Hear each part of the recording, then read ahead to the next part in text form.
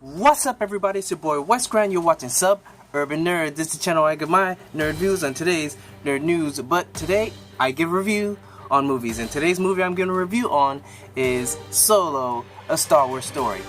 Now, I just gotta tell you right now that I like Star Wars. I like it a lot.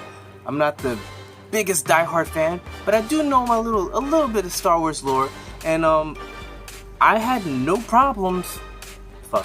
Sorry, I can't even say the word straight. I didn't hate the prequels as much as everybody else.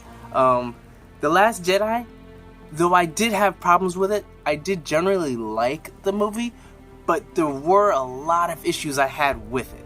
So I can't say I didn't like it at all, because there was things I liked. I can't say that it was like one of their best. Like it was probably on a lower tier for me as far as all the movies that have come out so far. Like even from the originals, I think it probably would be on the bottom. I'm not gonna say the bottom, because there was some great scenes in there, but the humor in the beginning with Poe Dameron, it was kind of like out there. Like it didn't know what it was. That's all I can say. It didn't know what it wanted to be. But as far as this Solo movie, the breakout star Alden Ehrenreich, Alden Ehrenreich. If I'm saying the name right or wrong, I don't care.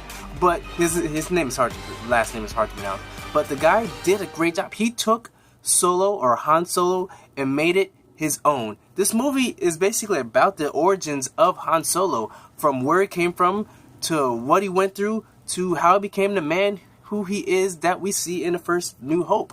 Now, as far as the rest of the cast, did a great job. Donald Glover did a great Lando. Lando Clarissa, he did a great Lando. At some point, like when he first comes into the scene, if you close your eyes, it actually sounds like it sounds like him.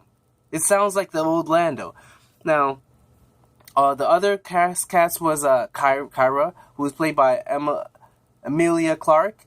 You got Woody Harrelson playing Beckett, and you've got the other people that pretty much died, so I'm not going to say their names like that. But you also have Paul Bettany, who's playing the main bad guy or antagonist that's in the movie. Sort of not. He sort of is, sort of isn't. He's like the bad guy that's in there, but he wasn't the main bad. There's other things and then twists and turns where you find out, oh, this person might not be that bad, whatever. But I'm not trying to spoil it for you. But you know what? Forget it. I can spoil it, because this movie's been out already for 2 weeks, and yeah, like everyone's done a review on it. So, little spoiler that the person chasing after them actually isn't as bad as we think the person is. That's the most I'm gonna give as far as spoilers. But yeah, and one thing I want to know this right now: why is it that every female has like a British or like an English accent? Meanwhile, every other dude has no accent. I don't understand. Star Wars, what's going on? Why is it every main character or not even main, just female character has this English accent that talks like this? Meanwhile, everyone's like, hey, what's up? What's going on, my man? Hey, how you doing? Hey, Bob. Like everyone's, but yet every female, whether it's the bad guy, good guy, everyone. Rogue One. You got Rey. Everyone just talks with an accent like this. This is where all the females are trained to speak like this. I don't understand that much about this, but for some reason, every female talks with some sort of accent. I just don't get it. But overall, the girl, Cara, she was a good character. I liked it. You could understand how you say Han became how he was in New Hope, where he likes women. Like this is how people become dogs, whether it's the guys or females, when they're done wrong by their significant other. Sometimes they just let go, but like, you know, I ain't tracing that person. Nobody gets this heart. This heart is mine. None of y'all get that. You want to bump a ground? We can bump a ground, but y'all ain't getting this. So as far as that, that's how it seems. But this movie had a lot of action. It was very fun. It wasn't like the drag down, like Last Hope. The Last Jedi was like a downer. It was definitely a downer. Rogue One, I'm not gonna say it was complete downer, but it wasn't a happy ending. Let's just say that it was not a happy ending for everybody in that movie. So this one was one of those.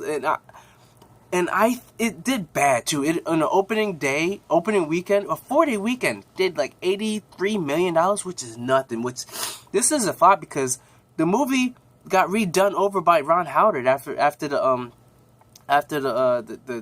dude Chris Miller and Phil Lord or whatever. They didn't do what Kathleen Kennedy wanted them to do, so therefore they got taken off. You got Ron Howard comes over and pretty much I hear he redid like 80 to 90% of the movie. So therefore, it was redone. So the budget, it was reasonable until he had to do it over. That budget was probably about $250,000 to $300,000, maybe even a little bit more. So if not thousand, million, 250 to 300 or even more $1 million is what the budget was for this movie for them to reshoot it. And then you got to take into account marketing, which is probably another $100 million. This movie easily had to make profit. Had to make about $600 million. So it had to have at least $100 million opening, and it did not do that. And I feel bad because it is not a bad movie. It is good, and I enjoy myself. Like Alden Ehrenreich, he did a great job. He made Han Solo his own. When he talked, you saw when you watch his gestures, that was Han Solo. Lando, that. Donald Glover, that was Lando, you know what I'm saying?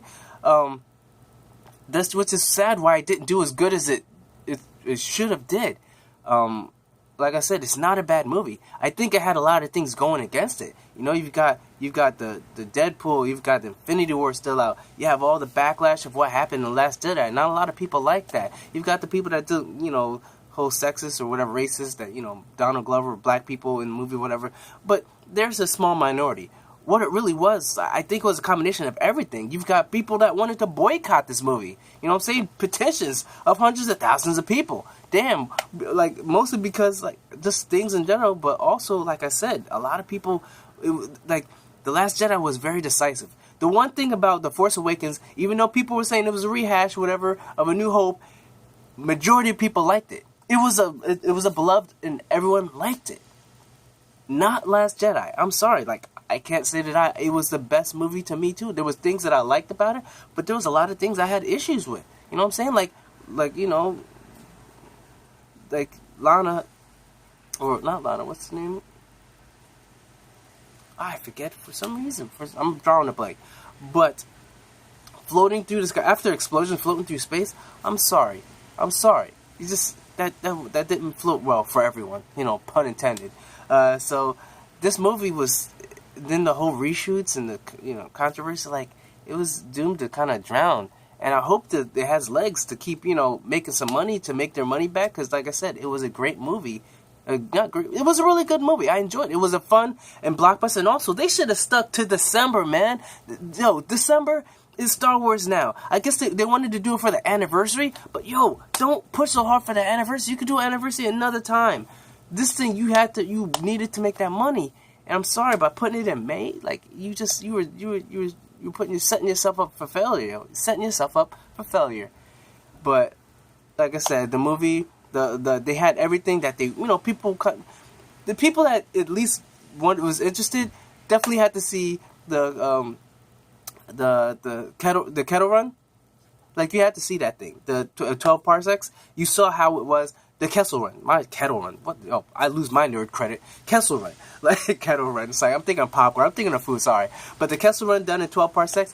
You see that? You see how Han actually won the ship? And at first, when with the bet or whatever, you see the scoundrel that, Donald Glover's character, Lando, truly is. You know what I'm saying? Alden Ehrenreich, he's a scoundrel, but Lando, he was slick too. You know what I'm saying? He left him. Sorry. Long night.